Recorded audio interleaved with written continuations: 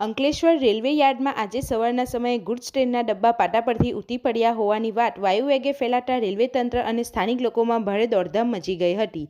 જો કે આ ઘટનાના થોડા સમય બાદ રેલવે વહીવટીતંત્ર દ્વારા સ્પષ્ટતા કરવામાં આવી હતી કે આ કોઈ વાસ્તવિક અકસ્માત નહીં, પરંતુ પશ્ચિમ રેલવેના વડોદરા વિભાગ દ્વારા આયોજિત એક પૂર્વનિર્ધારિત મોકડ્રીલ હતી. આ મોકડ્રીલનો મુખ્ય હેતુ ડિરેલમેન્ટ જેવી આકસ્મિક અને ગંભીર પરિસ્થિતિમાં રેલવેની રાહત અને બચાવ કામગીરીની સજ્જતા તપાસવાનો તેમજ ટેકનિકલ ટીમોની કાર્યક્ષમતામાં વધારો કરવાનો હતો.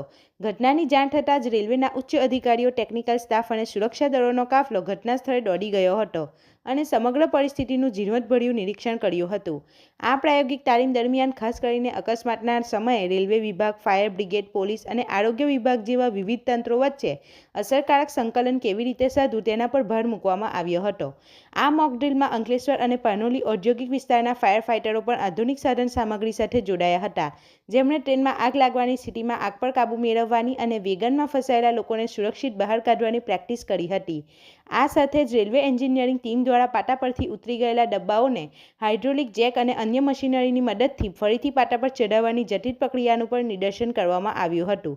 સમગ્ર કવાયત દરમિયાન સુરક્ષાના તમામ પ્રોટોકોલનું ચુસ્તપણે પાલન કરવામાં આવ્યું હતું, જેથી તાલીમ દરમિયાન કોઈ જાનહાનિ ન થાય. રેલવે વિભાગના અધિકારીઓએ અંતમાં જણાવ્યું હતું કે વાસ્તવિક અકસ્માત સમયે ગોલ્ડન અવર એટલે કે શરૂઆતના કિંમતી સમયમાં ઓછામાં ઓછા નુકસાન સાથે કેવી રીતે ઝડપી કામગીરી કરી શકાય તે માટે આ પ્રકારની મોકડ્રીલ ખૂબ જ અનિવાર્ય છે.